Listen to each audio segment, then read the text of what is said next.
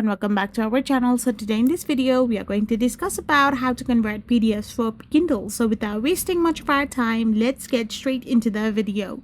So if you want to convert PDFs for your Kindle, you can simply use Amazon's built-in service or use the third-party software like Calibre.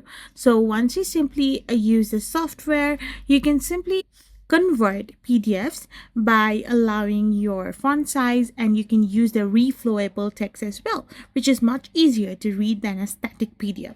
So you need to first of all find your Kindle email address and then approve your sender email and send the email, and then the convert trick will be applied in it if you are using your Amazon. However, if you are using a Calibre, you can simply add your PDF right over the software, that is a desktop version, and you can convert your books into your readable PDF. Then you can connect your Kindle via USB and send it to the device. So this is how you can simply do it. I hope you found this video helpful. So don't forget to hit that subscribe button and do give us a thumbs up. We will be back again with more informative videos. Thank you for watching and stay tuned for our next video.